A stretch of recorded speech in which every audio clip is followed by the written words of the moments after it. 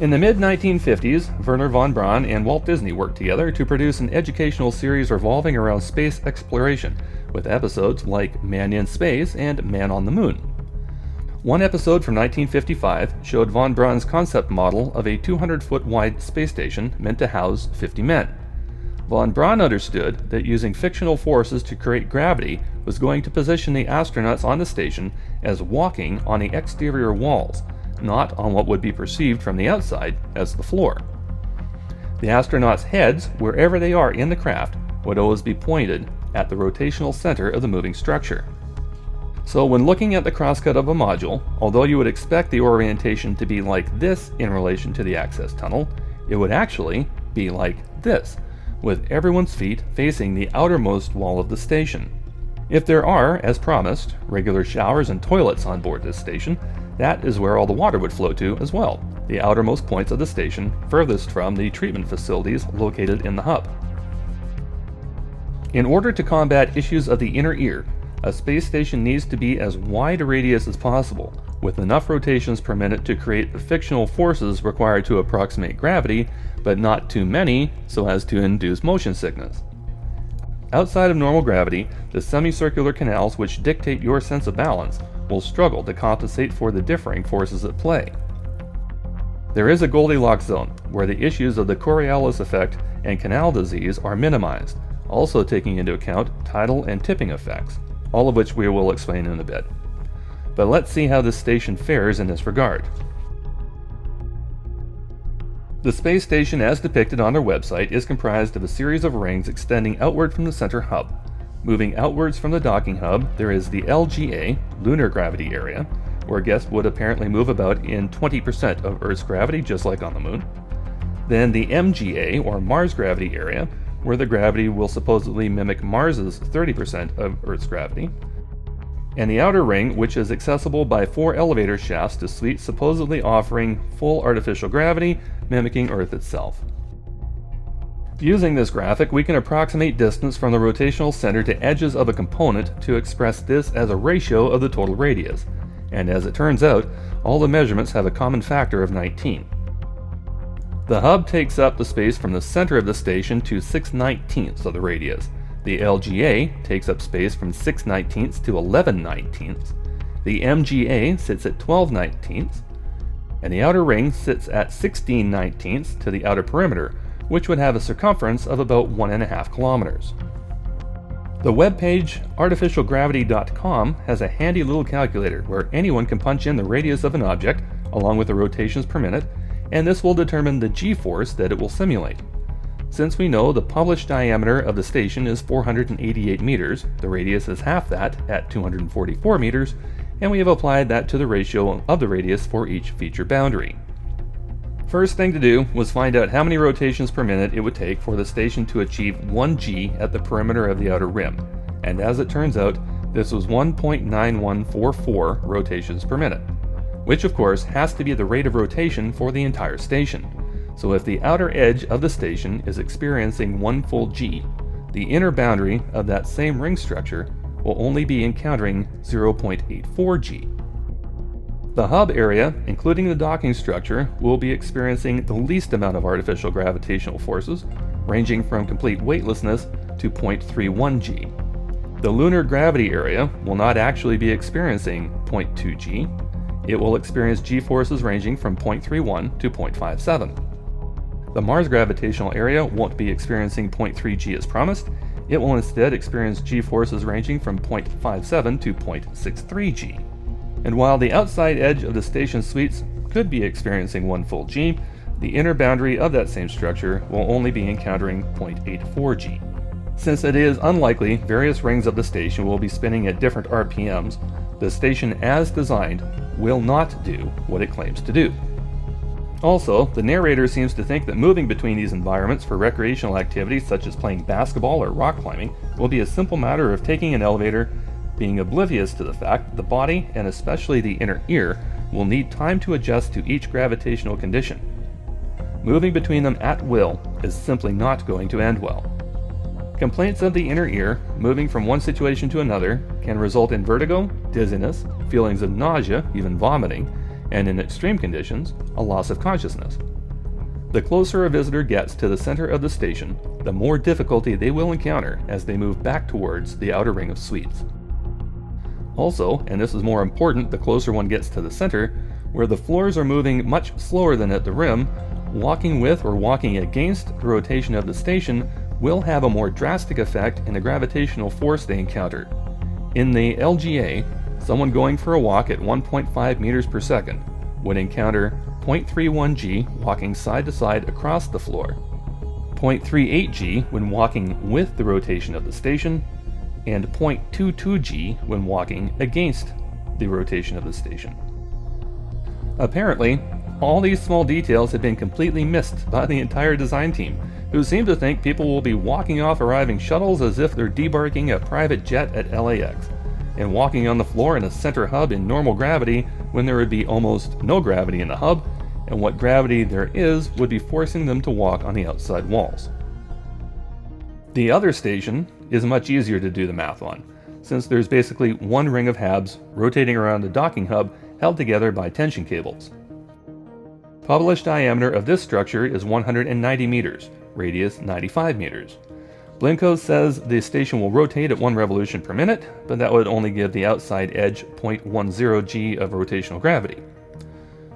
To get to 1 g on the outer walls, the station would have to rotate at 3 rotations per minute, which is well outside the comfort zone and would result in permanent motion sickness.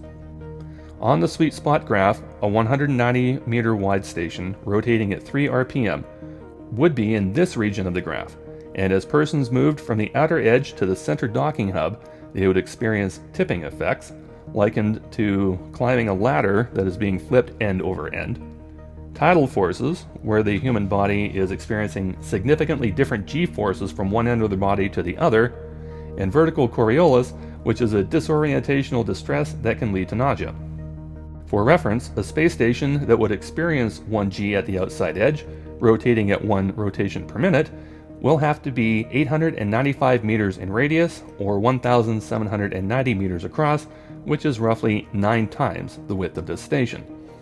So on this chart, green is optimal, yellow is where the spaceport lives, and red is where the Von Braun station sits. Over the course of August and September 2019, most major news outlets were rebroadcasting releases from the Gateway Foundation, advertising how their 2025 opening date will be bringing a cruise ship experience to their guests wanting to spend their vacation in space. We're guessing none of the reporters regurgitating this tripe have ever been on a cruise ship, so we're going to give everyone a crash course on what that would mean. First and foremost, cruise ships take travelers between ports of call. A Mediterranean cruise, for example, would dock in several different cities in several different countries. Obviously, that's not happening on Voyager Station. For days at sea aboard a ship, there would be a full slate of activities for the guests to enjoy. Pool activities, nightclubs, different dining experiences, theatrical productions, spas, gyms, depending of course on the cruise line. To facilitate those activities, they require staff, above and beyond the command structure of officers that manage and operate the vessel, and they will need crew to perform all those chores that go unnoticed behind the scenes. Laundry, food prep, cleaning, maintenance, it all requires manpower. For example, this is a crew photo of the 1,450 crew that work on the Carnival Horizon, and the Carnival brand is a discount cruise operator. With an expected max holding of 1,250 guests, 835 crew members will be required on the spaceport to maintain a cruise ship level of service. Those crew members will require an entire slate of amenities to be provided: room and board, transport expenses, healthcare, recreational activities, for which the company cannot charge money, and those employees would expect competitive salaries for their services above and beyond those amenities. Also, cruise ships typically swap out their crews every 6 months, with some contracts going 8 or 9. This will not be possible for employees working in space, because even a month in space can cause serious bone loss and muscle atrophy, along with radiation damage. Remember, at best, there will only be a single deck experiencing a simulated 1G environment, with the rest of the ship experiencing a fraction of the gravity required for proper body functions. Astronauts train for years to become familiar with the rigors of space.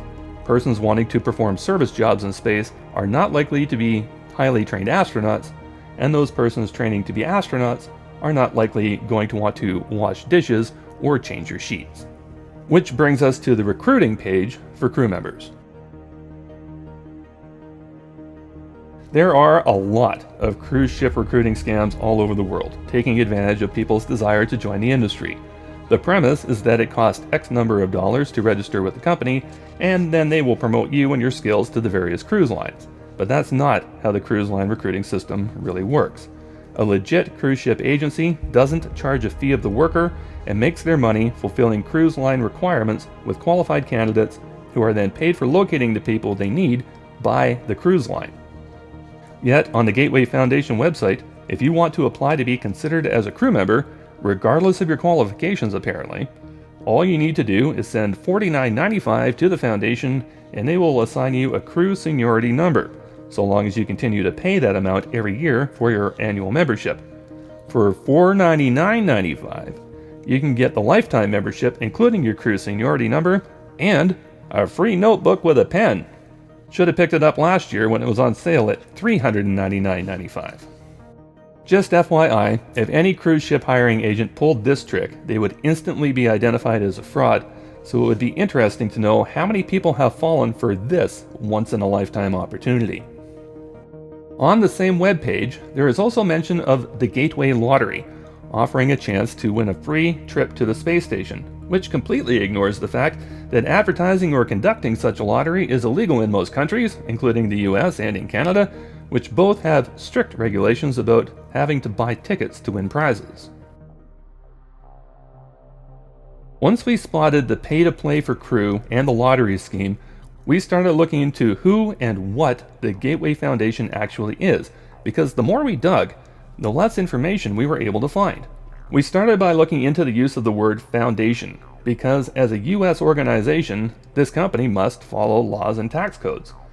In the US, a foundation is defined as a type of charitable organization, and an aerospace tech startup charging millions of dollars per ticket to visit an orbiting space station for a luxury vacation would be hard-pressed convincing anyone that they are a charitable organization. Since there is no independent entry for the Gateway Foundation pretty much anywhere online, including Wikipedia, we took information from John Blinkow's LinkedIn profile and compared it to the Better Business Bureau profile for the Gateway Foundation to determine an approximate start date. It would appear to be September 2012, after he quit his job of 3 years flying Boeing 747-400 cargo aircraft on the Yangtze River Express. The BBB listing states the Gateway Foundation has been in business for 8 years as of August 2020, and the listing says the company has no reviews at all, but it still has an A+ rating. And we're willing to bet that's going to change once people find out what they're up to, or not up to, especially if those people have paid hundreds of dollars for lifetime memberships. See, if you Google the address provided by the Better Business Bureau, which matches the address on their website, you would probably expect that it would be a large industrial complex or an airplane hangar given John's piloting experience, somewhere big enough that they could be developing all the tech they say they require to construct gigantic rotating space stations in orbit.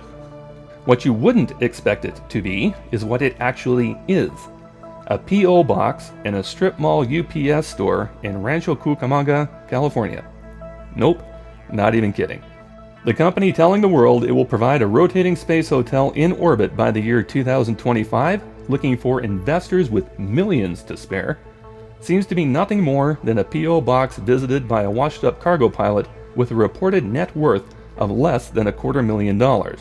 Those $500 lifetime membership checks wind up in one of those little rented cubbyholes that cost $20 a month. Information on Blinko is sporadic. He has no Wikipedia entry, same as his Gateway Foundation, same as Gateway SpacePort, which has to raise further alarm bells since he's been in the spotlight with this project for more than 5 years. And apparently, this grand venture doesn't merit any mention on his own Facebook profile. When we started researching this episode, that is certainly not what we expected to find. We also didn't expect their senior design architect to be a condo designer with a strip mall office in Rockland, California, or that their business development officer is a cookie-cutter real estate lawyer from New York who is co-founder and/or CFO and/or director for half a dozen similar tech startups from LA to New York to Florida. including CEO/CFO of his very own United Space Structures, another web page loaded with glossy CGI animations, but these ones are depicting imaginary mining operations on the moon, which very likely has no more of a toehold in reality than Gateway does. Given this information, it's likely that some of our viewers will start doing a little digging of their own. When you do, let us know what you find, and if we get enough new material sent in, we'll create a follow-up episode.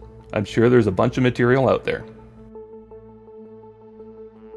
Long story short, there have been no, and there are no plans for, experiments in orbit with regards to mimicking gravity using a rotating habitat. The closest NASA ever came to having one attached to the ISS was a $100 million proposal called Nautilus X, but it never made it off the drawing board. Since there is no experiment being planned, there will be no findings, which means there will be no numbers to base a rotating station off of any size, or at any rate of rotation. So to have a foundation that's probably not a foundation, selling annual memberships to be considered as crew when recruiting agents aren't allowed to charge fees, promoting a lottery to their members in contravention of state and federal laws, for a chance to win a free visit on an orbital platform that doesn't exist, that would cost hundreds of trillions of dollars to launch, to be built by a company with no usable proprietary tech, whose mailing address is a P.O. box rented from UPS in a California strip mall, seems to be ridiculous by any measure imaginable. On a final note, we would really like to thank journalists from across the world for helping make this episode possible by not doing their due diligence and actually questioning all of the obvious and grandiose claims made by both Mars One and the Gateway Foundation. Thank you for watching this episode of the Common Sense Skeptic. Hopefully our viewers have all been aware enough to steer clear of all these schemes and will be able to identify the next one a little easier by thinking like a skeptic. As always, informed comments, questions, and episode suggestions are welcome in the comments, and hit that subscribe button to be notified when the Common Sense Skeptic returns.